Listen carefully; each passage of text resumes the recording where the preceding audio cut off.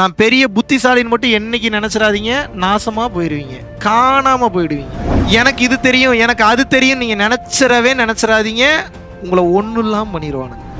அடக்கம் அமரருள் உய்க்கும், அடங்காமை அடங்கலன்னா ஆர் இருள் உய்த்து விடும் அப்படிங்கிறாப்புல. அப்ப அடக்கம் எப்பேற்பட்ட ஒரு அவசியமாக இருக்கின்றது. நீங்க எப்பேற்பட்ட காஸ்ட்லி காரு, எப்பேற்பட்ட காஸ்ட்லி ஃப்ளைட்டு, எப்பேற்பட்ட நீங்க ஹெலிகாப்டர்ல போய் இறங்கினாலும் பணிவும் தன்னடக்கமும் உங்களுக்குள் இருக்க வேண்டும். நீங்க காஸ்ட்லி கார் வச்சிருக்கீங்களா, காஸ்ட்லி ட்ரெஸ் போட்டிருக்கீங்களா, காஸ்ட்லி ஃபோன் வச்சிருக்கீங்களான்றது முக்கியம் இல்லை. இது வெளி தோற்றத்திற்கு. உள்தன்மை எப்படி இருக்கணும்? இந்த அசட்டி, வெளியில இருக்க அசட்டு எது போச்சுனாலும் சம்பாரிச்சுக்கலாம். உள்ளுக்குள்ள இருக்கக்கூடிய அசட்டுக்கு பேர் இறை. அது போயிருச்சுன்னா சம்பாதிக்க முடியாது.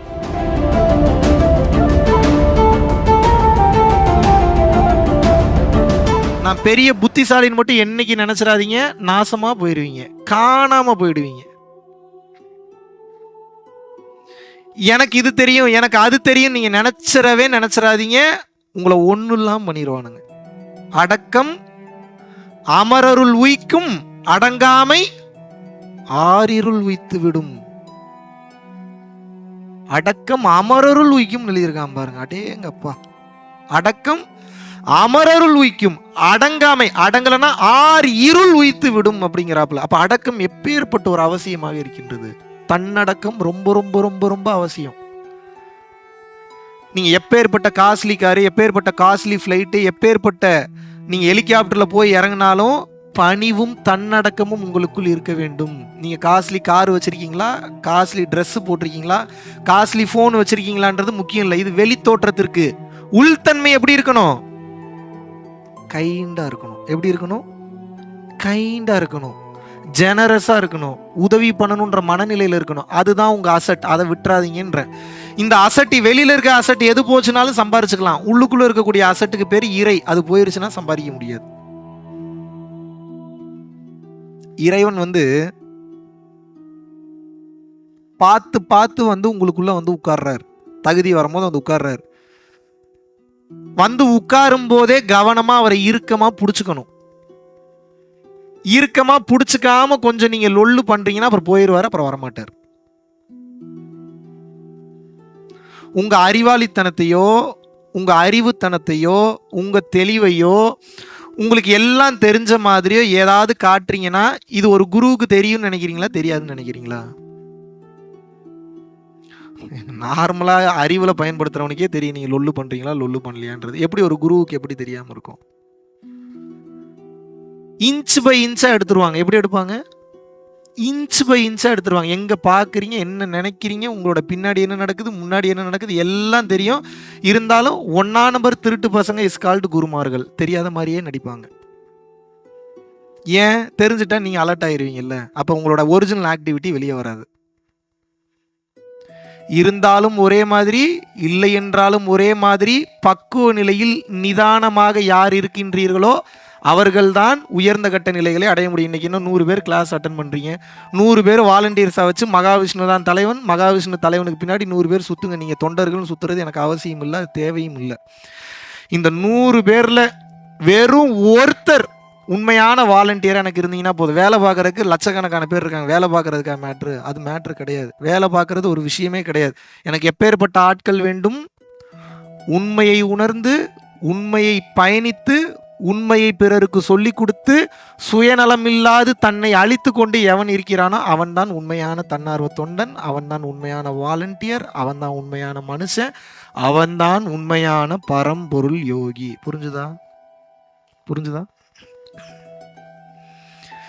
பரம்பொருள் யோகினா பரம்பொருள் ஃபவுண்டேஷனுக்கு சேவை பண்றது இல்லை. இந்த பூமி பந்தின் எந்த மூலையில எந்த உயிர் கஷ்டப்பட்டாலும் அந்த இடத்துல நீங்க இருக்கீங்கன்னா அந்த உயிரோடைய கஷ்டத்துக்கு உங்களால முடிஞ்ச ஒரு உதவியை செய்யறீங்கல்ல, நீங்க எல்லாரும் பரம்பொருள் யோகி. கிளியர்? இந்த தன்மையில பயணம் பண்ண ஆரம்பிங்க. சரண்டர் பண்ணுங்க. உங்களை இறைவனை நம்புங்க. குருவினுடைய உபதேசங்களை இறுக்கமாக பிடித்துக் கொள்ளுங்க. ஆக்சுவல் குரு நானே கிடையாது, நான் உபதேச குரு மட்டும். நான் உபதேசம் தான் பண்றேன். இந்த உபதேச குரு இறைவன் எங்க இருக்கிறாருன்னு உபதேசம் பண்றாரு. உபதேசம் பண்றதுனால உங்களுக்குள் இருக்கக்கூடிய ஞான குரு வெளியே வந்துடுறார். நான் ஆரம்பத்துல பத்த வைக்கிற நெருப்பை, எரிந்த நெருப்பை அணையாமல் பார்த்து கொள்வது யார் கடமை? உங்க கடமை. குரு உங்கள் விளக்கல்ல, குருவில் வெளிச்சத்தில் உங்களது விளக்கை பற்ற வைத்துக் கொள்ளுங்கள். கிளியர்? புரிஞ்சுதா? குடும்ப வாழ்க்கை சிறப்பாக வாழுங்க, ஹாப்பியாக வாழுங்க, எல்லாம் கரெக்டாக. 23 மினிட்ஸ்லேருந்து 25 மினிட்ஸ் எப்படி? அந்த மேட்ருக்கு இன்னும் வரவே இல்லையே. இருக்குதானே? ஆரம்பிச்சிங்க முடிக்காமையே போயிட்டீங்களே குருநாதா, அதை கொஞ்சம் முடிச்சு விட்டு போங்க.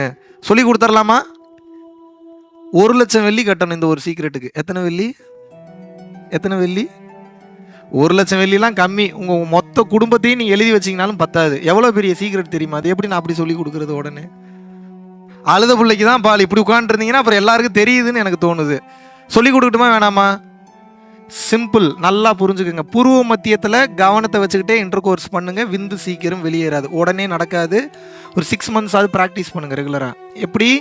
பூர்வ மத்தியத்தில் கவனம் வச்சுக்கிட்டே இன்டர் கோர்ஸ் பண்ணுங்க, எரெக்ஷன் குறையாது, விந்துவும் சீக்கிரம் வெளியேறாது, உங்கள் பார்ட்னரை ஈஸியாக சாட்டிஸ்ஃபை பண்ண முடியும். இது ஆப்ஷன் நம்பர் 1. பிறக்கும் குழந்தையும் ஞான குழந்தையாக பிறக்கும். ஓகே.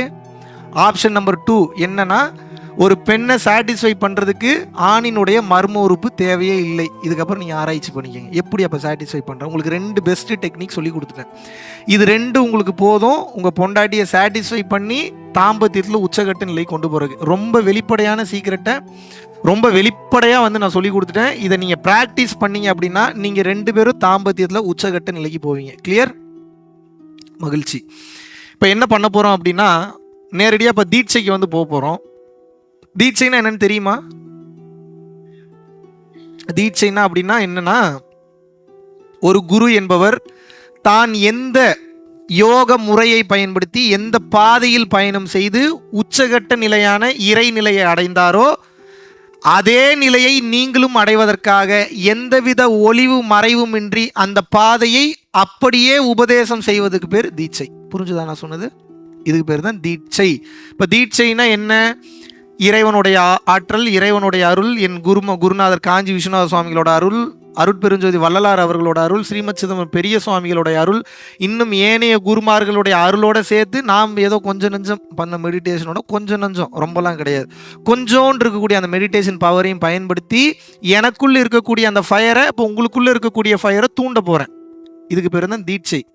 இப்போவே சொல்லிடுறேன், தொட்டு தூண்டுற வரைக்கும் பிரச்சனை இல்லை. தொட்டு தூண்டி விட்டாச்சுன்னா அது வேலை செய்யும். காதில் புகை வரும், தலை கிருகிருன்னு சுற்றும், சில நேரத்தில் வாமிட் வர மாதிரி இருக்கும். பட் பயப்பட தேவையில்லை. ஏன் அப்படின்னா, இதெல்லாம் ஏன் நடக்குதுன்னா, உங்கள் உடம்புல இருக்கக்கூடிய டாக்ஸின்ஸ் எல்லாம் வெளியேறும். கொஞ்ச நாளைக்கு வாமிட் வரும், கிருகிருன்னு வரும், சில நேரத்தில் மோஷன் போனீங்கன்னா தனியாக போகும், ரொம்ப ஹீட் ஆகும் பாடி, சில நேரத்தில் ஏதோ சத்தம் வர மாதிரி இருக்கும், சில நேரத்தில் மோஷன் போனீங்கன்னா பிளட்டே போகும். பயப்பட தேவையில்லை, சரியாகிவிடும். பரம்பொருள் ஃபவுண்டேஷன் பாடி ஹீட்டுன்னு டைப் பண்ணிங்கன்னா யூடியூப்பில் 2 வீடியோ வரும். இந்த பாடி ஹீட்டை பற்றி தெளிவாக பேசியிருக்கேன்.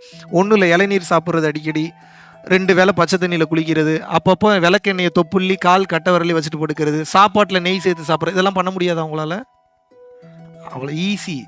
இதவே பண்ணலை அப்படின்னா அப்புறம் பவர் எங்கேருந்து மேலே வரும்? காஸ்மிக் எனர்ஜி இழுக்கிறீங்க, தவம் பண்ணி இழுத்தீங்கன்னா தான் இது உடம்புல செயல்பட்டு 10ஆம் வாசல் திறந்து உள்ளுக்குள் இருக்கக்கூடிய ஜோதி தரிசனம் கிடைக்கும். ஜோதி தரிசனம் கிடைச்சதுனா தான் ஹையஸ்ட். அப்புறம் அதுக்கு போகணும், ஆனால் ஹீட்டு இறங்கக்கூடாதுன்னா எப்படி?